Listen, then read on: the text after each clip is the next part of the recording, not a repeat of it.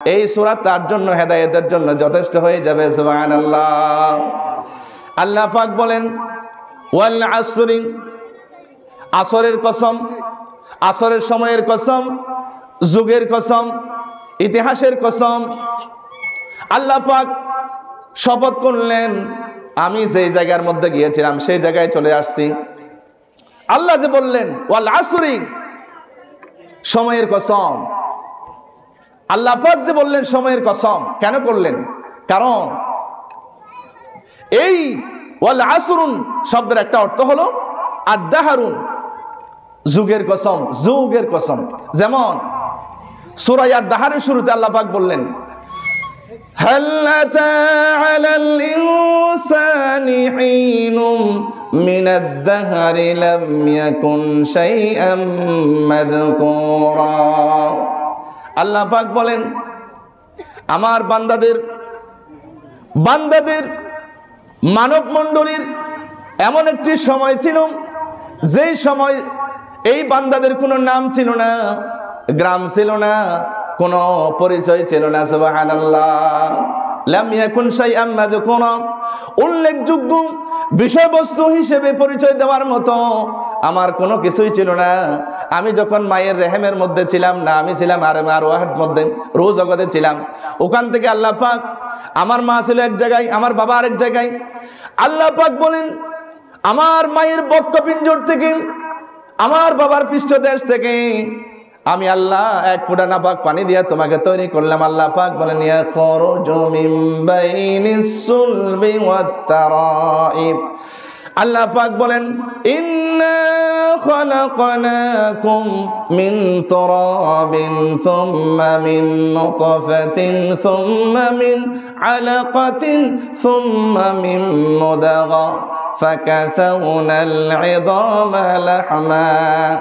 আল্লাহ বলেন আমি তোমাদেরকে মাটি দিয়া তৈরি করলাম, তোমাদেরকে আমি এক ফোঁটা নাপাক পানি তোমার বাবার পিঠ থেকে নিলাম, তোমার মায়ের বুক থেকে এক ফোঁটা নাপাক পানিকে জমাট করে মায়ের রেহেমের মধ্যে দিয়া দিলাম। এই মায়ের রেহেমের মধ্যে দেওয়ার পরে আমি আল্লাহ ফেরেশতার মাধ্যমে 40 দিন 40 দিন পর্যন্ত আমি সুন্দর করে হাড্ডি গোস্ত মাংস দিয়া বানাইছি।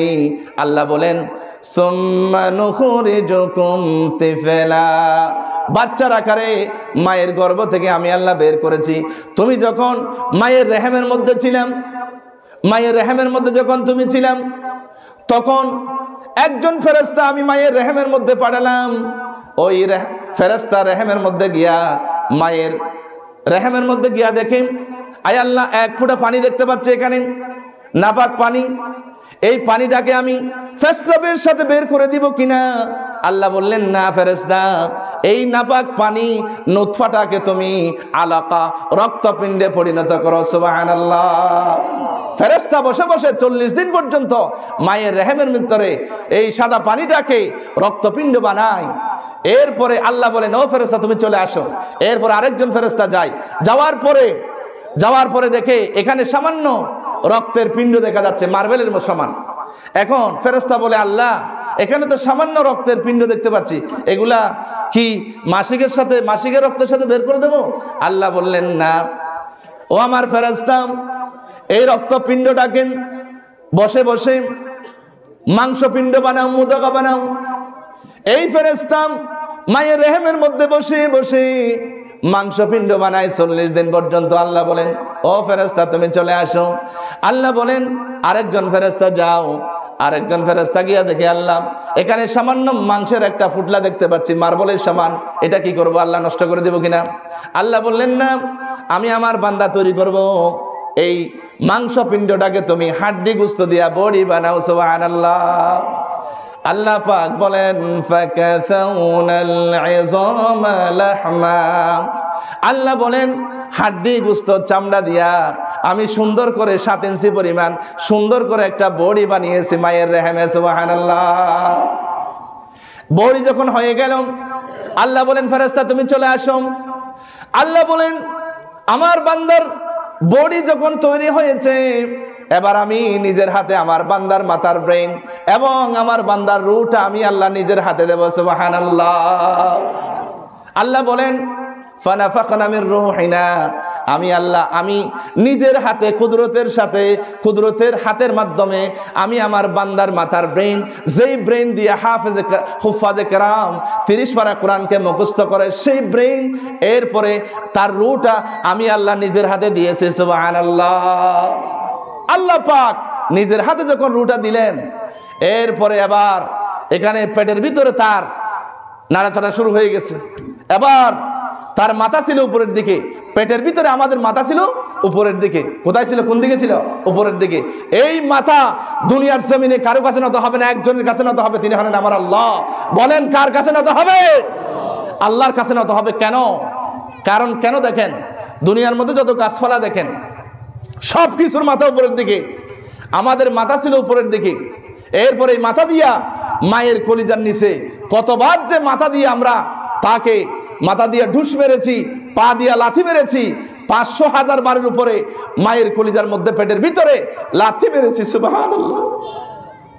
এই বাচ্চা যখন পেটের ভিতরে যখন নাড়াচাড়া বন্ধ হয়ে যায়, মা অবাক হয়ে যায়, কিরে বাচ্চা তুই আমার কলিজার মধ্যে লাথি মারিস, আমার কোনো দুঃখ নাই, কিন্তু তুই নাড়াচাড়া যদি বন্ধ হয়ে যায় আমি তো চিন্তায় পড়ে যাব। বাচ্চা যখন পেটের ভিতরে নাড়াচাড়া বন্ধ হয়ে যায়, এই মা গাইনি ডাক্তারের কাছে দৌড়াই, ম্যাডাম আমার বাচ্চা আজকে 2 দিন নাড়াচাড়া নেই, এত কষ্ট দিই মায়াকে, পেটের ভিতরে কলিজার মধ্যে লাথি মেরেছি। এরপরে মা বলে, ও আমার কলিজার টুকরা সন্তান, তুই আমাকে লাথি মারবি পেটের ভিতরে, লাথি মারলেও আমি খুশি আছি। সুবহানাল্লাহ। এই মা যখন ডাক্তারের কাছে যায়, ডাক্তার বলে বেশি করে পানি খাও। যখন পানি খাই আবার হার্টবিট শুরু হয়ে যায়। এরপরে আমাদের মাথা ছিল উপরের দিকে, আস্তে করে মাথা যখন দুনিয়ায় আসবে, মাথাটা আস্তে আস্তে করে নিচের দিকে চলে যায়। সুবহানাল্লাহ বলবেন না ভাই? এই মাথাটা যখন নিচের দিকে যায়, আল্লাহ বলেছেন, ও দুনিয়ার মানুষ শুনো, তুমি যখন পেটের ভিতরে ছিলা তখন তোমাকে আমি মুখ দিয়া খাবাই নাই, মুখটাকে নাপাক করি নাই, তোমার নাভি দিয়া মায়ের মাসিককে বন্ধ করে আমি মায়ের রসগুলি, মায়ের রক্তগুলি তিল তিল করে খাওয়াইয়া 7 ইঞ্চি থেকে 10 ইঞ্চি করে তোমাকে পেটের ভিতরে আমি লালন পালন করেছি। সুবহানাল্লাহ, সুবহানাল্লাহ।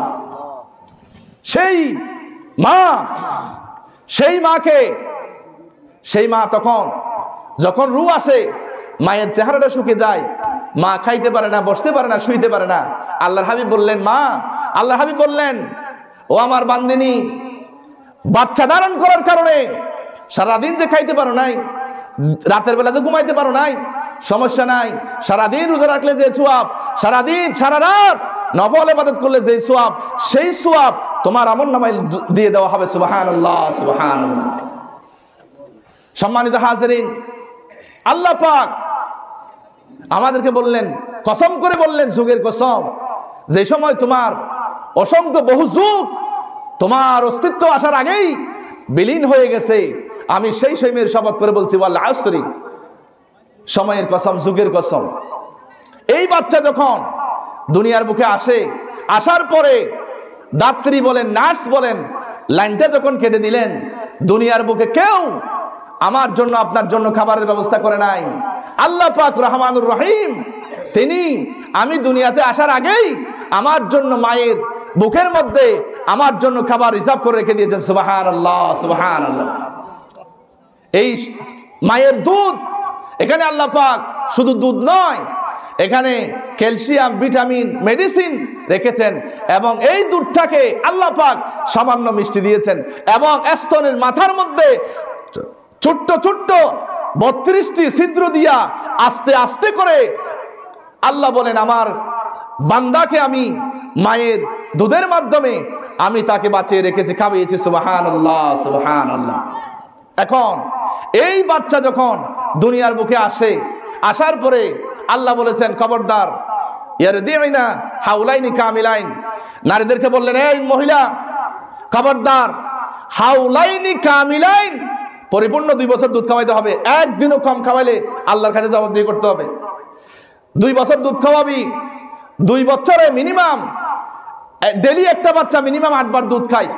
একবারে খেলে 1 পোয়া খাই 250 গ্রাম, ডেলি 2 কেজি। 2 বছরে আপনি প্রায় 36 মণ মায়ের দুধ খেয়েছি। সুবহানাল্লাহ বলবেন না ভাই? আহারে মা, বিয়ে করার পরে মা পর হয়ে যায়। সম্মানিত হাজিরিন,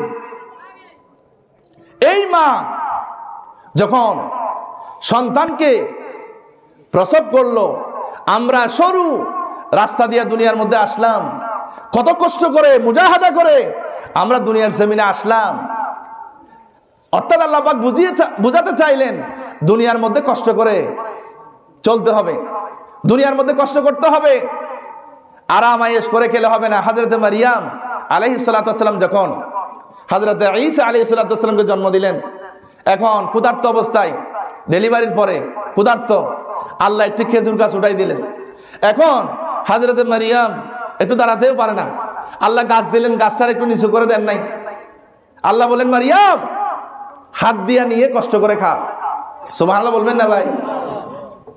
আল কাসিবু হাবিবুল্লাহ, হালাল ভাবে যারা ইনকাম করে তারা আল্লাহর বন্ধু। সুবহানাল্লাহ, সুবহানাল্লাহ।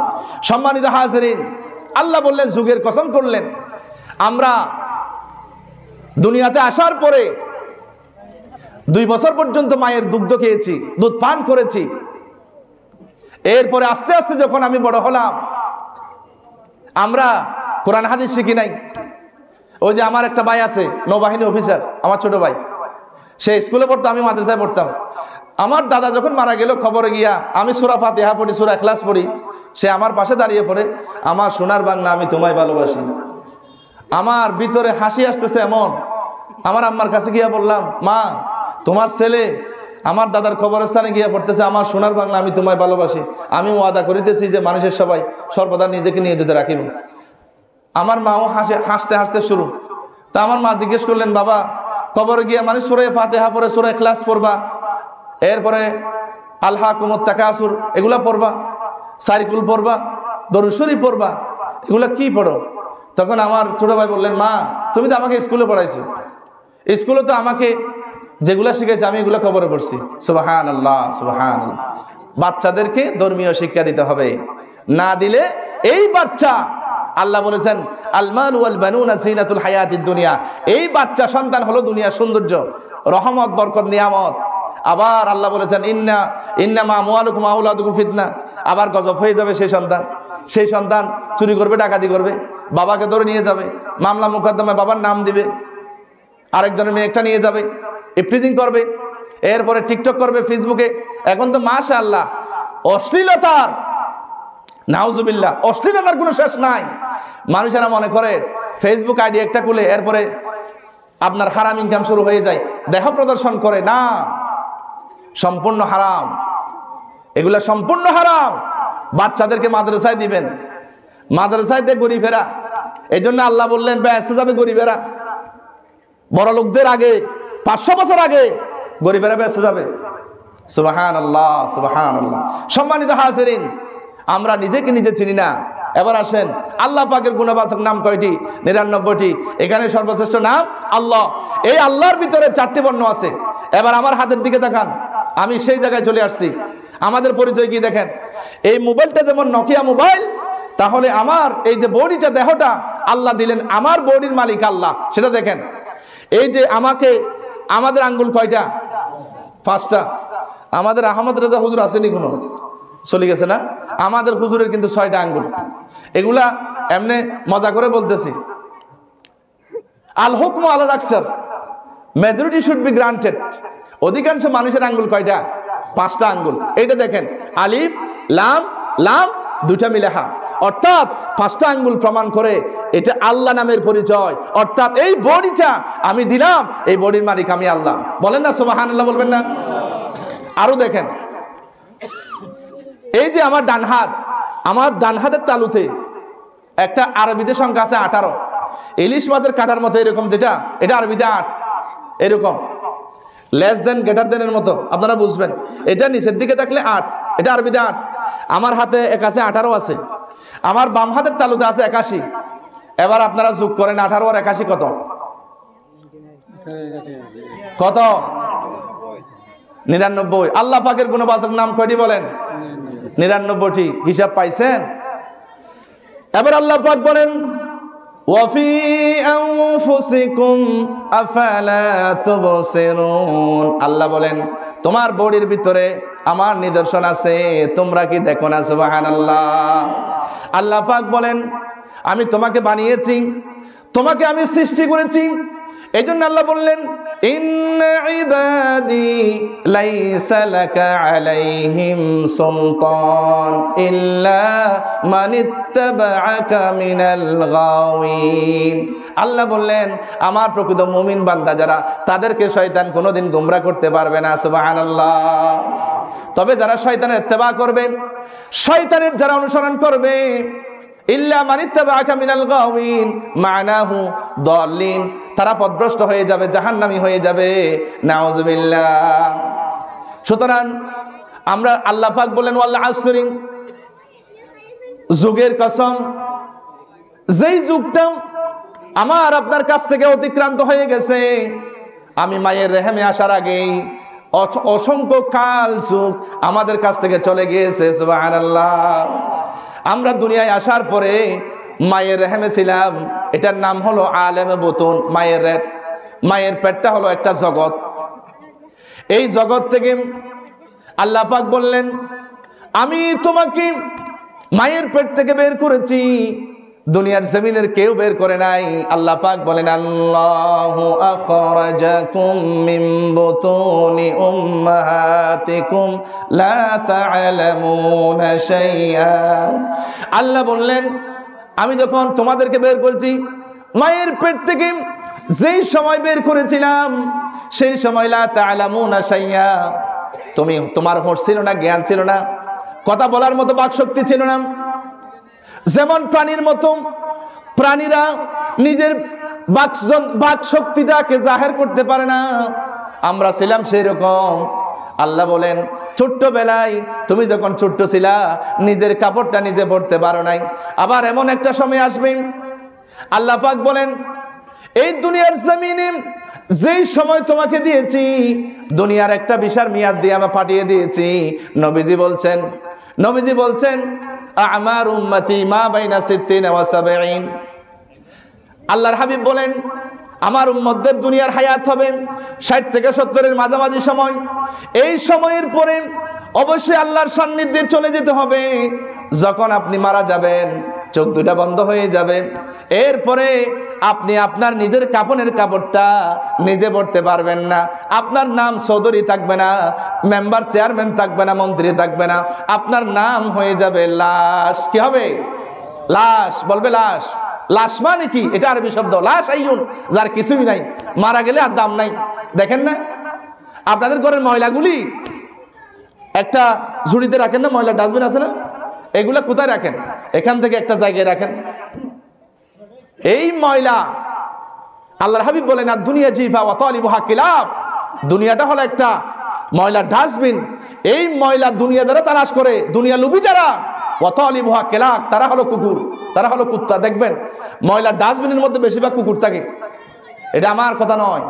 যারা এই দুনিয়ার মোহ পড়ে আল্লাহকে ভুলে যাবে, আল্লাহ পাক বলেন ওয়াল আসরি ইন্নাল ইনসানা লাফি খুসর, তাদের জীবন ব্যর্থ, তারা ধ্বংস। কিয়ামতের দিন তারা জাহান্নামী হয়ে যাবে, সবচেয়ে নিঃস্ব অসহায় হয়ে যাবে। দুনিয়ার মধ্যে আল্লাহকে ভুলে গেছেন। আল্লাহ পাক বলেন কুল্লু নাফসিন যায়িকাতুল মাউত, everybody, everyone, every soul, every person will taste death. প্রত্যেকটি জীব আত্মা প্রাণীকে অবশ্যই মৃত্যুর স্বাদ গ্রহণ করা লাগবে। সুবহানাল্লাহ। বাঁচার কোনো সুযোগ নাই, চলে যেতে হবে। সূরা আলে ইমরান 185 নম্বর আয়াত। এরপর আল্লাহ পাক বললেন ওয়া ইন্নামা তুওয়াফাউনা উজুরাকুম ইয়াওমাল কিয়ামাহ। আল্লাহ পাক বলেন you will get your full reward on the day of judgement.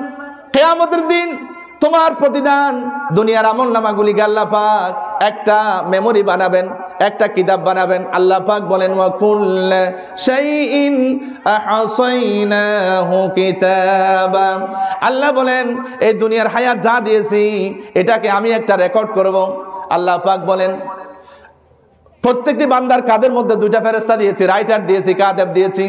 আল্লাহ পাক বলেন ওয়া ইন্না আলাইকুম লাহাফিযিন কিরামান কাতিবিনা ইয়ালামুনা মা তাফআলুন। আল্লাহ বলেন সম্মানিত দুইজন আমি লেখক দিয়েছি ভালো মন্দ লেখার জন্য। আল্লাহর সামনে যখন শয়তান কমিটমেন্ট করলো, প্রমিস করলো, আয় আল্লাহ এত বছর ইবাদত, আমার হাজার হাজার লক্ষ লক্ষ বছরের ইবাদত পণ্ড হয়ে গেল যে আদম সন্তানের কারণে, আমি সেই আদম সন্তানগুলিকে গুমরাহ করে সবগুলিকে জাহান্নামে ঢুকিয়ে দেব, তুমি জাহান্নাম আরো বানাও। আল্লাহ বলেন ও ফেরেশতা আমার বান্দা কি বলেছে শুনছো কিনা? আল্লাহ বললেন ও আমার ফেরেশতারা, আমার বান্দা যদি একটা গুনাহ করে, তাহলে একটা গুনার নিয়ত যদি করে কোনো গুনাহ লিখবি না, যদি একটা গুনাহ করে তাহলে শুধুমাত্র একটি গুনাহ লিখবি, সাথে সাথে লেখার দরকার নাই। আল্লাহ পাক বলেন ও কাদের ফেরেশতা, ডান কাদের ফেরেশতা, আমার বান্দা যদি ডান কাদের ফেরেশতা বাম কাদের ফেরেশতাকে বলেন খবরদার একটা গুনাহ করেছে আল্লাহর বান্দা, সাথে সাথে গুনাহ লিখতে পারবি না, তাকে 24 ঘন্টা পর্যন্ত তওবা করার সময় দিতে হবে, কাটাছেঁটা করার সুযোগ নাই। আল্লাহ পাকের বান্দা যখন একটা গুনাহ করবে, ফজরের নামাজ পার হয়ে যায়, আল্লাহ পাকের বান্দা তওবা করে না। যোহরের নামাজ পার হয়ে যায়, আল্লাহ পাকের বান্দা তওবা করে না। আসরের নামাজের সময় চলে যায়, আল্লাহ পাকের বান্দা গুনাহ থেকে ফিরে আসে না। এরপরে আসর মাগরিব এশা এভাবে যখন 24টা ঘন্টা যখন চলে যায়, তখন ফেরেশতা মাত্র একটি গুনাহ লিখে সুবহানাল্লাহ। এরপরে বললেন আল্লাহ পাক আমার বান্দা যদি একটা ভালো কাজের নিয়ত করল, আমি মিনাগাজীর ছিলাম মতিউল উলুম দাখিল মাদ্রাসা আমি দান করব, দান করে নাই মাত্র নিয়ত করেছে। আল্লাহ বলেন ও ফেরেশতা নিয়ত করার কারণে একটা সওয়াব লিখে ফেলবা। যখন এই শিরক মিনাগাজীর ছিলা মাদ্রাসায় যখন দান করবে, একের ডান পাশে একটা শূন্য দিয়া 10টা সওয়াব দিয়ে দিবা সুবহানাল্লাহ। আল্লাহ পাক বলেন মান জা বিল হাসানা ফালাহু আশরু আমসালিহা, যে নেক কাজ নিয়ে আসবে তার জন্য 10টা সওয়াব। শুধু তাই নয়, আল্লাহ পাক বলেন যারা আল্লাহর জন্য, দ্বীনের জন্য, মাদ্রাসা মসজিদের জন্য যারা দান করবে, এই দানের উদাহরণ আল্লাহ পাক দিয়েছেন একটা গাছের চারার সাথে। একটা গাছের চারা আপনি রোপণ করলেন, এই গাছ থেকে 60টা শাখা প্রশাখা বের হলো, প্রত্যেকটি শাখা প্রশাখার মধ্যে 100টা করে দানা হলো, অর্থাৎ 1 টাকার বিনিময়ে আল্লাহ পাক বলেছেন 700 পর্যন্ত সওয়াব দিয়ে দেব সুবহানাল্লাহ। আল্লাহ বলেছেন ওয়া ইউদাইফু লিমান ইয়াশা, আমার ইচ্ছে হলে খালেস নিয়তে যারা দান করবে আমি তাদেরকে আরো ওয়া ইউদাইফু দোয়াত আইন ফাদিফুন শব্দের অর্থ হলো গুণ করা, গুণকে আরবিতে বলা হয় দিআফুন। আল্লাহ বলেন আমার খালেস মুমিন বান্দা যারা খালেস নিয়তে পরিপূর্ণ আমাকে খুশি করার জন্য, আমার স্যাটিসফ্যাকশন হাসিলের জন্য, আমার রাজামন্দি হাসিলের জন্য যারা দান করবে তাদেরকে আমার ইচ্ছে মতো গুণ করে আর বাড়িয়ে দেব সুবহানাল্লাহ সুবহানাল্লাহ। আহারে এই যে আপনি আল্লাহর রাস্তায় দান করলেন, আল্লাহ তখন এই টাকাগুলি যখন আপনি মারা যাবেন, আপনার ছেলে মেয়েগুলা, ওই যে হযরতে আলী রাদিয়াল্লাহু তাআলার একটা কথা মনে পড়লো, তিনি কবরের পাশ দিয়ে যাচ্ছেন, সময় আবার বেশি হয়ে গেলে একটু খেয়াল করুন। হযরতে আলী রাদিয়াল্লাহু তাআলা বললেন ও মিয়া ভাই, তুমি যে মারা গেছো আজকে 1 মাস ধরে, তুমি কোন অবস্থায় আছো আমাকে বলার মতো তোমার তৌফিক নাই, কিন্তু দুনিয়ার একটা খবর তোমাকে বলে দিচ্ছি। কি খবর? তখন হযরতে আলী রাদিয়াল্লাহু তাআলা বললেন তুমি মারা যাওয়ার পরে তোমার সন্তানগুলি মাত্র 2-4 দিন 5 দিন কান্না করছে, আর কান্না করে নাই। এরপরে সামান্য কয়েকদিন কুলখানি করছে, 4 দিন আসলিশা করছে, এরপর আর করে নাই, ভুলে গেছে। এরপরে তোমার অর্জিত সম্পদ, তোমার টাকা পয়সা, ব্যাংক ব্যালেন্স, গাড়ি বাড়ি সবগুলি তোমার সন্তানেরা ডিভাইড করে ফেলছে, ভাগ করে ফেলছে, তোমার জন্য আর কিছু নেই। শুধু তাই নয়, 3 মাস 13 দিন ইদ্যত পালন করার পরে তোমার সুন্দর স্ত্রী আরেকটা স্বামী নিয়ে ফেলছে। সুতরাং তোমার জন্য কিছুই নাই, তোমার জন্য কিছুই নাই। এরপরে সে আফসোস করবে। নবীজি বলছেন, কবরের মধ্যে যারা থাকে, আল মাইয়িতু ফিল কবরি কাল গরিকু ফিল বাহরি, সাগরের মাঝখানে ছোট্ট মাসুম বাচ্চা, 1 বছর 2 বছরের বাচ্চা, সাঁতার জানে না, এই রকম বাচ্চাকে যদি আপনি সাগরের মাঝখানে ফেলে দেন, এই ছোট্ট বাচ্চার যে কষ্ট হবে, এর চেয়ে বেশি কষ্ট হবে তাদের যারা গুনাহ নিয়ে কবর যাবে। নাউযুবিল্লাহি মিন যালিক। এই জন্য আল্লাহ পাক বলেন, আমি দুনিয়ার জমিনে হায়াত দিয়েছি, হায়াত দেওয়ার পরে তুমি নিজেকে অনেক কিছু ভাবতেছো, অনেক টাকার মালিক, আল্লাহর নাফরমানি করে নামাজ পড়ো না, আল্লাহর গোলামি করো না। আল্লাহ পাক বলেন, এই দুনিয়ার জমিনে তুমি যদি আমাকে স্মরণ করো, ফাযকুরুনি আযকুরুকুম, if you remember me then I remember you. তুমি যদি আমাকে স্মরণ করো, আমি তোমাকে স্মরণ করব। ফজরের নামাজ পড়ো নাই, জোহরের নামাজ আদায় করো। জোহরের নামাজ পড়ো নাই, ও বান্দা, তোমার জন্য আমার দরজা খোলা। ওই যে করোনা আসছিল, করোনার সময় মসজিদ পর্যন্ত বন্ধ হয়ে গেছিল, এখান থেকে শিক্ষা নিতে হবে। আল্লাহ পাক বলেন, কিয়ামতের ময়দানে নিজের সামনে থেকে নিজের সন্তান, নিজের স্ত্রী, নিজের ভাই, নিজের আপনজন, নিজের নিকটাত্মীয় আপনজন সবগুলি আপনার সামনে থেকে পালিয়ে যাবে, কেউ আপনার আপন হবে না। আল্লাহ পাক বলেন, ইয়াউমা ইয়াফিরুল মারউ মিন আখিহি ওয়া উম্মিহি ওয়া আবিহি ওয়া সাহিবাতিহি ওয়া বানিহি। আল্লাহ পাক বলেন, আপনার ছেলে মেয়ে সন্তান, আপনার আত্মীয় স্বজন, ভাই সবগুলি আপনার সামনে থেকে পালিয়ে যাবে। বাবা মারা গেছে, ছেলেকে কলেজে পড়াইছেন, প্রফেসর বানিয়েছেন, বাবাকে একটু দেখতে আসে নাই, দেখতে আসলে তো টাচ করা লাগবে, ধরা লাগবে, আবার আবার করোনা হবে, আমার পক্ষে সম্ভব নয়। নাউজুবিল্লাহ। ওই যে একজনের 2টা ভাই ছিল, 2 ভাইয়ের মধ্যে ছোট ভাই নামাজ কালাম পড়ে, পরিবারকে পর্দায় রাখে, আর এক ভাই নামাজ কালাম পড়ে না। মেয়ে যায় একদিকে, ছেলে যায় আর একদিকে। ছেলের নাম বল্টু, মেয়ের নাম হলো সন্ধ্যা বেগম। আর নিজে মদ খায়, বোতল খায়, জুয়া খেলে, ইয়াবা ট্যাবলেট খায়। পরিবার নামাজ পড়ে নাই, টাকা পয়সা ব্যাংক ব্যালেন্সের অভাব নাই। ছোট ভাই বললে, ভাই এই টাকা পয়সা ব্যাংক ব্যালেন্স কি করলাম, এইগুলা তোমার ছেলে মেয়ে স্ত্রী পুত্র কেউ তোমার উপকারে আসবে না, এই ধন সম্পদ টাকা পয়সা সন্ধান দেয়া কি হবে? সুতরাং একটা পরীক্ষা করে দেখতে পারো। বড় ভাই বললেন, ছোট ভাই কি পরীক্ষা বলো? পরীক্ষাটা হলো, তুমি শুয়ে থাকবা, তোমার উপর একটা সাদা কাপড় বিছিয়ে দেব, এরপর আমি তোমার ছেলেকে মেয়েকে ডাকবো, স্ত্রীকে ডাকবো, যে তোমাকে বিষাক্ত সাপে কামড় দিছে, যে উজা বলে গেছে যে নিজের বিষটা নিজে মুখ দিয়ে উঠাইতে হবে, তবে উঠাইতে গিয়া হয়তো মারাও যেতে পারো। এখন ওই যে বড় ভাইয়ের ছেলেকে ডাকছে, আব্বু এদিকে আসো। ছেলে তো কলেজে পড়ে, চুল লম্বা লম্বা, দেখলে বমি আসে, ভয় পায়। আমাদের দেশে কিছু ছেলে আছে 3/4 প্যান্ট পরে, এরকম কুত্তাও প্যান্ট পরে না। এগুলো বাবা মা, এগুলার কি বানাইছেন আপনি? মোটর সাইকেল চালায় 3/4 প্যান্ট পরে, নাউযুবিল্লাহি মিন যালিক। কোন মানুষ যদি অজু করার পরে তার দিকে তাকায়, অজু চলে যাবে আপনার। নাউযুবিল্লাহ। আব্বু এদিকে আসো, তোমার বাবাকে বিষাক্ত সাপে কামড় দিছে, তবে বিষটা তোমাকে উঠাইতে হবে, তবে মারাও যেতে পারো। ছেলে বলল, it is not possible for me, লা ইউমকিনুলি, আমার পক্ষে সম্ভব নয়, আমার জীবনের তো একটা মায়া আছে। ছেলে দৌড় দিছে একদিকে, মেয়েকে ডাকছে, আম্মু এদিকে আসো, তোমার বাবাকে বিষাক্ত সাপে কামড় দিছে, এখন বিষটা তোমাকে মুখ দিয়ে উঠাইতে হবে, তবে মারাও যেতে পারো তুমি। মেয়ে তো মাশাআল্লাহ, ওই যে নটরডেম কলেজে পড়ে, ইডেন কলেজে পড়ে, মেয়ে পর্দা করে না, মেয়ের ঘরের মধ্যে বোরখা নেই, মেয়ে ওই যে ওইগুলা মেয়ে বলতেছে, কোয়াইট পসিবল ফর মি, আমার পক্ষে সম্ভব নয়, আপনি অন্য ব্যবস্থা করেন। এরপরে বাবি সাহেবকে ডাকছে, বাবি সাহেব এদিকে আসেন, আপনার জামাইকে বিষাক্ত সাপে কামড় দিছে, একটু বিষটা আপনার মুখে উঠাইতে হবে, হয়তো মারাও যেতে পারেন। মাশাআল্লাহ, ওই যে বাবি সাহেবা পার্লারে যায়, বোরকা না পরে মার্কেটে যায়। আমাদের দেশে আমার অনেক ভাইয়েরা আছে, কথায় কথা বলতেছি, বিদেশে তাকে বউটারে মার্কেটে পাঠায়, নাউযু বিল্লাহি মিন যালিক। তুমি ওখানে কষ্ট করতেছো আর এদিকে গুনার অ্যাকাউন্ট তুমি কুলে চলে গেছো।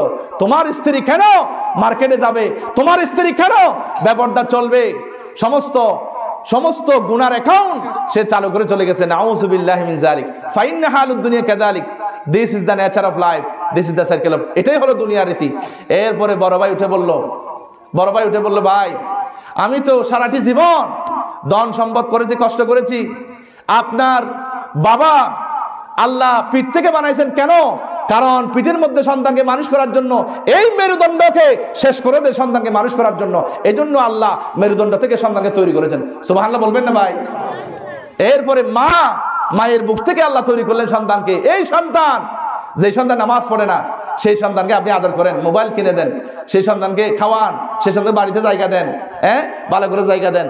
এরপরে এই সন্তান যখন ওই যে জাহান্নামে ঢুকবে, সে বলবে আল্লাহ আমি জাহান্নামে একা যাব না, আমার বাবা, আমার মা, আমার যারা উস্তাদ ছিল তাদেরকে নিয়ে আসেন।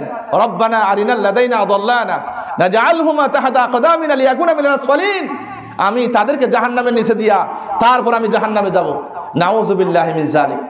এরপরে বড় ভাই বলল ভাই তোমার কথা সত্য, আজ থেকে আমি নামাজ দোয়া পড়বো, আমি আর অবৈধভাবে চলবো না, আর সিগারেট খাবো না, আর সিগারেট খাবো না। আমাদের দেশে অনেকে সিগারেট খায়। শুনেন, আমি একবার বিশ্ববিদ্যালয়ে মিশরীয় টিচার ডাক্তার সৈয়দ আহমদ আল জুনাইদিকে জিজ্ঞেস করলাম মা হুকম দুখান, সিগারেটের হুকুম কি? সে বলল হাদা হারাম, আল্লাহ ওয়াল্লাহি হাদা হারাম, ওয়ারাদা ফিল কোরআন, সেইড আল্লাহ সুবহানাহু ওয়া তাআলা ইনদা খালি কোরআন মধ্যে আল্লাহ বলছেন ওয়ালা তুলকু বিআইদিকুম ইলা তাহলুকা, তোমরা নিজের হাতে তোমার শরীরটাকে ধ্বংসের দিকে ঠেলে দিও না। যেটা শরীরের জন্য ক্ষতিকর সেটা আল্লাহ হারাম করেছেন, যেমন শুকরের মাংস, লাহামুল খিনজির আল্লাহ হারাম করেছেন। কেন? কারণ শুকরের মাংসের মধ্যে জীবাণু বেশি, জারাসিম কাসির, এই জন্য আল্লাহ হারাম করেছেন। বড় ভাই বলতেছে ভাই তোমার কথা সত্য, আজ থেকে নামাজ দোয়া পড়বো, ভালো হয়ে যাব, মাদ্রাসা মসজিদে দান করব। এরপরে আমার এই সন্তানগুলিকে আমি মানুষ করতে পারি নাই। দেখেন না, সন্তান বাবাকে জবাই করছে কি জন্য? এই যে সাতকানিয়াতে, আরো বিভিন্ন জায়গায় মাকে জবাই করে, বাবাকে জবাই করে। এই সন্তানগুলিকে আপনি স্কুলে পড়াইছেন, কলেজে পড়াইছেন, দিন শিক্ষা দেন নাই। আমি স্কুল, কলেজ, ইউনিভার্সিটির এগুলো দুনিয়াবি কল্যাণ, এটা অবশ্যই পড়াবেন, তবে দিন শিক্ষা দিতে হবে, আল্লাহ এবং রসুলকে শিক্ষা দিতে হবে। যদি না দেন তাহলে ওই যে আপনার উপরে চেপে বসবে গজব।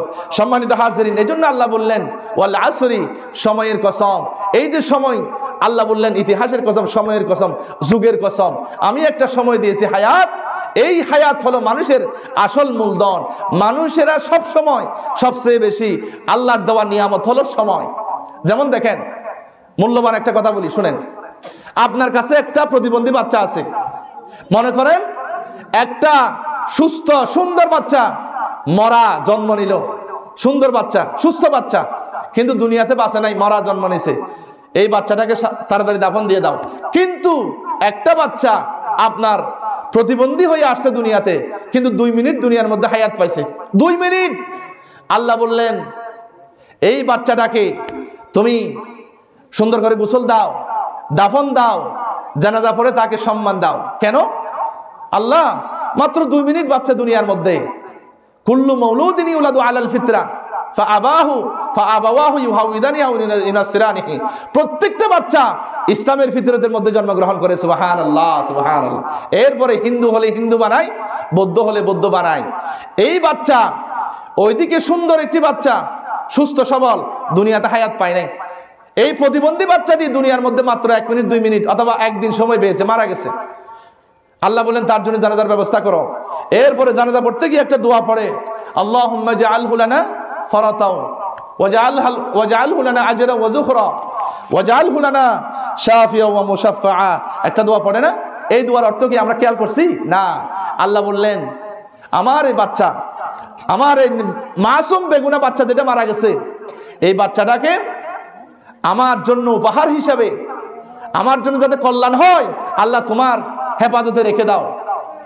এরপরে ওয়াজআলহু লানা আজরা ওয়া যুখরা, এই বাচ্চা যেন বাবা মায়ের জন্য সুপারিশকারী হয়।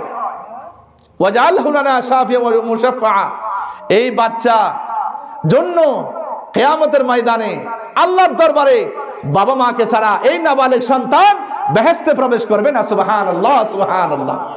কেন? যাদের নবজাতক শিশু মারা যায় তারা ভাগ্যবান। যাদের দুনিয়ার মধ্যে হায়াত পেয়েছে, 2 মিনিট হায়াত পাওয়ার কারণে মানুষের যদি এত দাম হয়, এই বাচ্চা, যেই বাচ্চা মেলায় গেলে বাবার চকলেটের কারণে সামান্য নাস্তা নেওয়ার জন্য বাহানা করে, এই বাচ্চা বলবে কিয়ামতের ময়দানে, আল্লাহ মাত্র 2 মিনিট যেই বাবা মায়ের উসিলায় 2 মিনিট দুনিয়ার মধ্যে হায়াত পেয়েছি, এই হায়াত পাওয়ার কারণে 10টা দুনিয়ার সমান জান্নাত পেয়েছি, সেই বাবা মাকে ছাড়া আমি জান্নাতে যাব না, আল্লাহর কসম আমি জান্নাতে যাব না। আল্লাহ বলবেন তোমার বাবা মাকে নিয়ে তুমি জান্নাতে প্রবেশ করো। সুবহানাল্লাহ বলবেন না ভাই? সুতরাং এই সময়ের মূল্য আল্লাহর কাছে সবচেয়ে বেশি। এই সময় আমরা হেলায় খেলায় নষ্ট করি। নামাজের সময় চায়ের দোকানে বসে থাকি, সিগারেট টানি, গীবত করি, শেকায়েত করি, আড্ডা মারি। ছেলেটারে বলি না বাবা নামাজ পড়ো। আল্লাহর হাবিব বললেন 7 বছর হলে নামাজের কথা বলে আদেশ দাও, 10 বছর হলে তাকে মারো নামাজ না পড়লে। আমরা নামাজ না পড়লে আমরা ফজরে নামাজে আসার সময় আমরা ডাকি না, বৌমাকে ডাকি না, ছেলেকে ডাকি না, না ঘুম ভাঙবো না কেন? না, ওই যে পশু পাখির মতো সন্ধ্যার সময় তাড়াতাড়ি খেয়ে ঘুমিয়ে যাবেন, ওদিকে শেষ সাথে উঠে যাবেন, এটাই নিয়ম। সম্মানিত হাজিরিন, আল্লাহ পাক বললেন ইন্নাল ইনসানা লাফি খুসর, নিশ্চয় সমগ্র মানুষগুলি ক্ষতির মধ্যে নিমজ্জিত, সমগ্র মানুষগুলি ক্ষতির মধ্যে নিমজ্জিত। তবে যারা ইল্লাল্লাযিনা আমানু ওয়া আমিলুস সালিহাত, যারা ঈমান আনবে, নেক আমল করবে। খেয়াল করেন ভালো করে, আমি শেষ করে দেব। হ্যাঁ, আল্লাহ বললেন যদি 4টা কাজ করো তাহলে তোমাদের জীবন হবে সফল। দুনিয়ার মধ্যে কোটি কোটি টাকার মালিক, আপনি প্রশাসনিক ব্যক্তি, এগুলা কোনো সফলতা ব্যর্থতা নয়। দুনিয়ার মধ্যে টাকা আছে, পয়সা আছে, কোনো সমস্যা নাই, এগুলা দুনিয়ার সৌন্দর্য। তবে এই সন্তান, এই টাকা পয়সা, ব্যাংক ব্যালেন্স যদি আমাকে আল্লাহর গোলামি থেকে বিরত রাখে, তাহলে এইগুলি আমার পরকালে কোনো কাজে আসবে না। আল্লাহ পাক বলেন ইয়া আইয়ুহাল্লাযীনা আমানু লা তুলহিকুম আমওয়ালুকুম ওয়ালা আওলাদুকুম ইয়াওমাল কিয়ামা আন যিকরিল্লাহ। আল্লাহ বললেন এই ইমানদার, তোমাদের সন্তান সন্ততি টাকা পয়সা যেন আল্লাহর গোলামি থেকে তোমাদেরকে বিরত না রাখে, গাফেল না রাখে। সুবহানাল্লাহ, সুবহানাল্লাহ। সম্মানিত হাজিরিন, সম্মানিত হাজিরিন, এজন্য যদি 4টা কাজ করো, 4টা আমল যদি করো, তাহলে তোমাদের জীবন হবে সফল। 1 নাম্বার হলো ঈমান। ঈমান হলো মূল, ঈমান হলো ফাউন্ডেশন। অনেকে বলে আমার হিন্দু ভাইটা ব্যবসায়ী ভালো, নম্রভদ্র, আমার বুদ্ধ ভাইটা অনেক ভালো। না, এরা যতই ভালো হোক, যতই আমানতদারিতা থাকুক, যত বিশ্বাসী হোক, ইন্নামাল মুশরিকুনা নাজাসুন, আল্লাহ বলেছেন যারা মুশরিক শিরিক করে পূজা করে এরা নাপাক। অর্থাৎ ঈমান হলো মূল।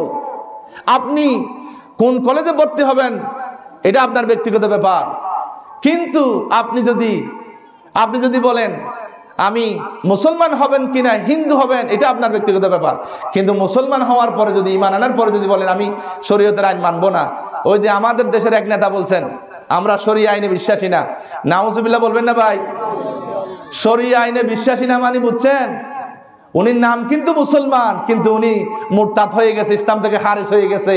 আপনি যদি এইরকম মানুষকে যদি ভোট দেন, আপনি মুনাফিক হিসেবে আল্লাহর কাছে আপনি আসামি হয়ে যাবেন। কারণ আমি শরিয়া আইন মানি না মানে হলো আমি শরীয়ত থেকে বাইরে হয়ে গেলাম, অর্থাৎ আমি ইসলাম মানি না, মুসলমান না আমি। নাউজুবিল্লাহি মিন যালিক।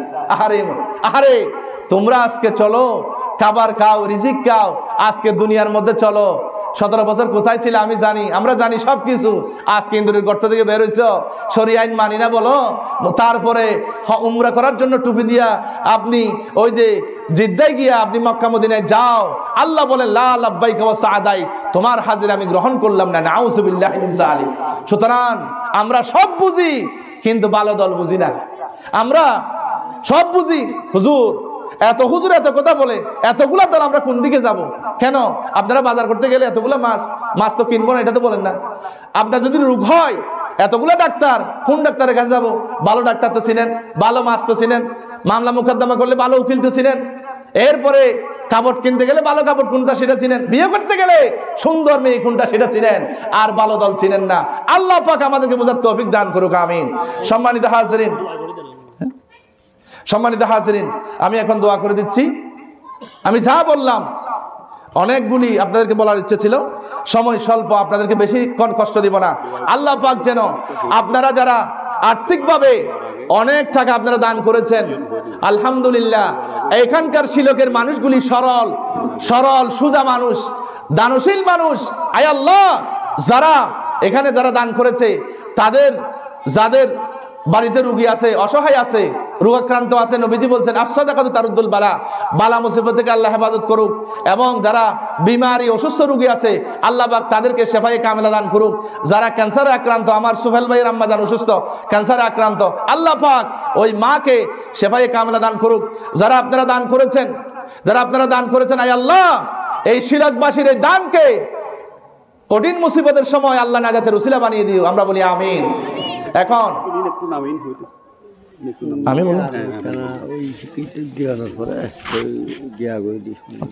আলহামদুলিল্লাহ, আমাদের সামনে দান করেছেন শহর মূল্যক ভাই 500 টাকা, মোহাম্মদ হারুন 100 টাকা, জনাব মোহাম্মদ নুরুল আমিন 500 টাকা, নুসরাত জাহান 100 টাকা, জালাল 500 টাকা, ফুরকান 500 টাকা, আক্তার হোসেন মা বাবার মাগফিরাতের জন্য, ক্ষমার জন্য 1000 টাকা, এরপরে নাসিমে 150 টাকা, এরপরে নূর হামজা মাগফিরাতের জন্য 1000 টাকা, এরপরে নাসির হুজুর সাবেক শিক্ষক 500 টাকা, আল্লাহর বান্দা দিয়েছেন 200 টাকা, এরপরে আরেক আল্লাহর বান্দা দিয়েছেন 100 টাকা। এখন আমি আপনাদের মেহমান হিসাবে আরো দিয়েছেন আমাদের জনাব নুরুল আলম চৌধুরী টিটু ভাই 500 টাকা, কামাল উদ্দিন 1000 টাকা, দক্ষিণ পাড়ার একজন দিয়েছেন 300 টাকা। সম্মানিত হাজিরিন, ইন্নামাল আমালু বিল খাওয়াতিম, শেষ ভালো যার সব ভালো তার। আমি আপনাদের কাছে এই শিলক মিনাগাজী টিলা মতিউল উলুম আপনাদের মাদ্রাসার জন্য আমি মঞ্জুর আলম ভাই 1000 টাকা। আয় আল্লাহ রব্বুল আমিন, মঞ্জুর আলম আমার মুরব্বী, আয় আল্লাহ যেই উদ্দেশ্য নিয়া, আচ্ছা মঞ্জুর ভাই আমার, মঞ্জুর ভাই 1000 টাকা দিয়েছেন। আল্লাহ, আয় আল্লাহ 1000 টাকার বিনিময়ে আমার মঞ্জুর ভাইয়ের আয় রোজগার ইনকামের মধ্যে বরকত, তরক্কি, তন্মিয়া, উন্নতি, অগ্রগতি নসিব ফরমা আল্লাহ। আমার মঞ্জুর ভাইয়ের গোটা পরিবারটাকে সমস্ত আসমানি বেলা, জমিনি বেলা, হাওয়াই বেলা, সমস্ত বালা মুসিবত থেকে আল্লাহ হেফাজত করুন, আমিন। এবং কঠিন মুসিবতের সময় এই 1000 টাকা যেন আমার মঞ্জুর ভাইয়ের জন্য নাজাতের উসিলা বানিয়ে দিক, আমরা বলি আমিন। আপনারা যারা দিতে চান দিতে পারবেন। আমি আপনাদেরকে শেষ ভালো যার সব ভালো তার, আপনাদের জন্য দোয়া করব। একবার হযরতে দোয়া, আমাদের মাদ্রাসার মান্যবর কেশিয়ার সাহেব, আমার বড় ভাই, আমার অত্যন্ত মহাব্বতের শ্রদ্ধার পাত্র বখতিয়ার ভাই, বাৎসরিক হিসাবটা আপনাদেরকে দিবেন। আপনারা একটু মন দিয়ে শুনবেন, এটা আপনাদের মাদ্রাসা।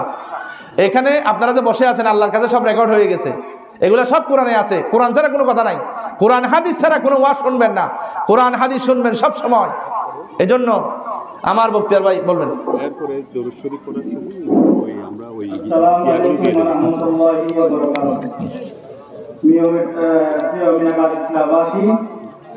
আপনাদেরকে বাৎসরিক হিসাবটা দেওয়ার জন্য আমাকে দাবি করেছেন, এই মাদ্রাসার দায়িত্বে, টাকার দায়িত্বে আমি এসে বলি।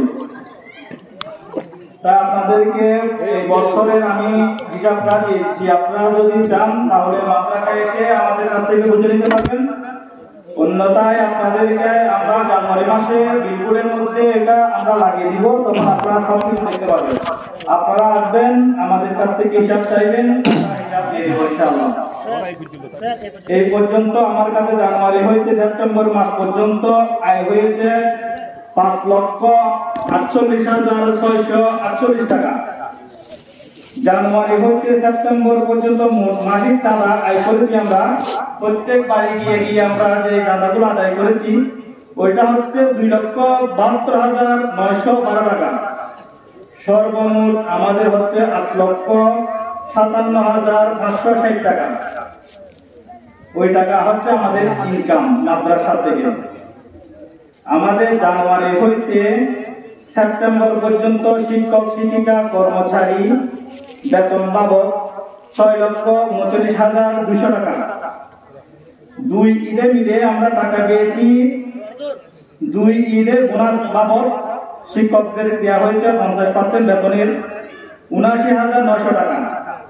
জানুয়ারি হইতে সেপ্টেম্বর পর্যন্ত অফিস সংক্রান্ত বিবিধকরণ 1,38,312 টাকা। বেড়াঘর মেরামতের জন্য রং ও মজুরি বাবদ 1,29,776 টাকা। আমরা ফেব্রুয়ারি মাসে যে ক্রীড়া পুরস্কার বিতরণ করেছি ওই বাবদে খরচ হচ্ছে 22,258 টাকা। সেপ্টেম্বর থেকে নভেম্বর পর্যন্ত বেতন বকেয়া আছে শিক্ষকদের 2,39,700 টাকা। আমাদের সর্বমোট ব্যয় হয়েছে 12,48,846 টাকা। ঘাটতি আছে আমাদের 3,91,286। অনর ব্যাপারে যথেষ্ট নামনি আলহামদুলিল্লাহ, যথেষ্ট নামনি আলহামদুলিল্লাহ। মানুষ যাকাত ফিতরা দান করে। যাকাত ফিতরা বাবদে আমরা পেয়েছি না যথেষ্ট। আর বাবা যে খুব সুনামন নেই আলহামদুলিল্লাহ। চামড়া বিক্রি করেছি আমরা, যে চামড়াগুলো নিয়েছি এই কোরবানির মাসে 31,070 টাকা আমরা চামড়া বিক্রি করেছি। দারিদ্র তহবিলে সর্বমোট আয় হয়েছে 3,01,090 টাকা। দারিদ্র তহবিল থেকে আমরা ব্যয় করেছি 90 জন দারিদ্র ছাত্রছাত্রীদের বেতন বাবদ দারিদ্র তহবিল হয়েছে পরিশোধ করেছি 1,25,280 টাকা। চামড়া উত্তোলন বাবদে ব্যয় হয়েছে খরচ হয়েছে 8,570 টাকা। দারিদ্র তহবিলের সর্বমোট ব্যয় হয়েছে 1,33,850 টাকা।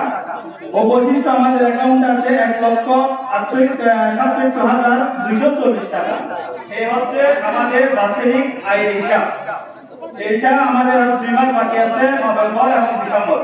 ওই ডিসেম্বর আমরা সবগুলো যোগ করে আমরা রিপোর্টের মধ্যে দিয়ে দেবো ইনশাআল্লাহ জানুয়ারির মধ্যে হিসাব। আপনারা সবাই আসবেন এবং আমাদের মাদ্রাসা সবসময় খবর রাখবেন। আমরা জানতে এই মেলাটা সেই সকল আমাদেরকে দান করতেছেন সবাইকে আমরা অনুরোধ করব মাদ্রাসায় যেন তারা আসে, আমাদের খবর নেই, আমাদের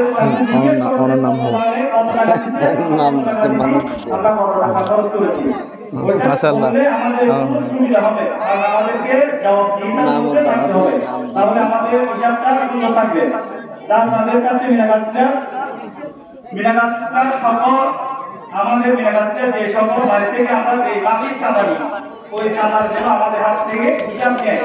মানুষ আসবে, আমাদের কাছে হিসাব চাইবে, আমরা অবশ্যই হিসাব দিতে বাধ্য থাকিব।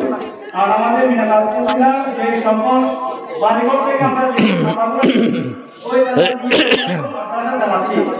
তাই আপনারা যদি আসেন আমাদের কাছে জিজ্ঞেস করেন, আমরা ছেলে মেয়েদের খোঁজ খবর নেবেন, সবাই বেতন দিবে সেরকম কথা নাই। যার দোষে যাচ্ছে আমরা ওগুলোকে বরং এখান থেকে দিতেছি আপনাদের টাকা থেকে। এখানে আমার কোনো ব্যক্তিগত টাকা নেই, কিছু নেই, আমি কিছু দিচ্ছি না, তাই আমি সরকার হচ্ছে এখানে আমাদের সবাই। তাই আপনাদের কাছে অনুরোধ করবো, আপনাদের আমাদের কাছ থেকে জিজ্ঞেস করেন, আসেন, ছাত্রদের জিজ্ঞেস করবেন এবং সাথে সাথে আমাদের শিক্ষকদেরকে একটু সহযোগিতা করবেন। আসবেন, দেখবেন, মুরব্বীদেরকে সবাই বলছি। আজকে হিসাব করছে আমরা আজকে সভাতে আয় করেছি 3,83,083 টাকা। ওইখান থেকে আমরা একটা খরচ আছে, সেই খরচ বাদ দিয়ে আমরা আজকে সর্বমোট 3,81,000 টাকা আমাদের আজকে সভাতে আমরা হিসেবে আমরা পেয়েছি মাদ্রাসাতে। ওইটা আমাদের অ্যাকাউন্টে থাকবে ইনশাআল্লাহ। আজ পর্যন্ত এখানে আমাদের শেষ। আপনারা দোয়া করবেন, আপনাদের আমাদের 3 মাসের বেতন অলরেডি আমাদের টিচারদের বেতন বাকি রয়ে গেছে। আমরা ইনশাআল্লাহ এগুলো পরিশোধ করার চেষ্টা করব। আসসালামু আলাইকুম ওয়া রাহমাতুল্লাহি ওয়া বারাকাতুহু।